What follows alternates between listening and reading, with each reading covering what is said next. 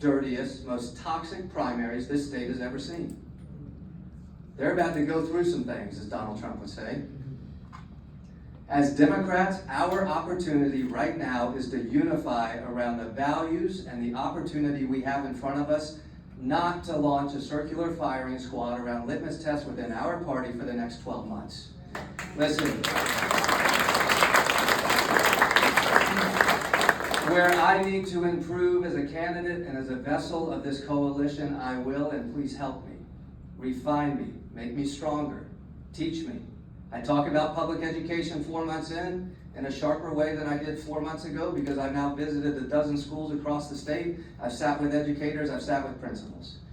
I talk about insurance in a sharper way because I've had people share with me their real experiences. I talk about taxes because I've been taught more by first-time home buyers where the real impact is.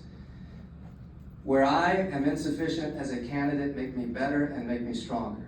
Be a part of this coalition. But we cannot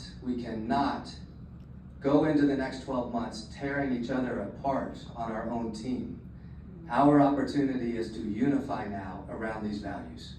If we need to add to them, great. If we need to change them, let's talk about it. But we're right on our values. We're right on the issues. Voters are screaming for change, and we've got an opportunity to deliver it. Let's do that and be unified as we do that. Our children, as I mentioned, are 6 and 4. Our 6-year-old is going to be just fine in life. She's the precocious one. We'll set up the guardrails, she'll ping pong off them, and boom, she's gone. Our 4-year-old Teddy, he's never leaving the house. But I was reading a story to my daughter in bed one night, and she interrupted me like she likes to do. But she started crying, and she said, "Dad, I don't want you to run for governor." That's real, folks. That's real. Now, I kind of tried to unpack that with her a little bit, and without going into everything she said, it was because at 6 years old, her understanding of politics is just how toxic it is right now. She sees it as something that she wants to eschew, that none of us should be involved in because it's so terrible. That's an indictment on us.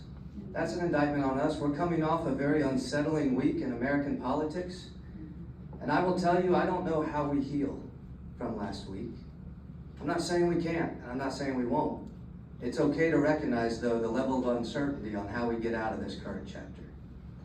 Because anyone who thinks it's easy to look past it is overlooking the earnest resolve on all sides of our political debate, the earnest convictions, which is hard when we do see some real threats in my mind to democracy itself. But we're in a moment where I don't know our division gets healed by a single election or by a single candidate.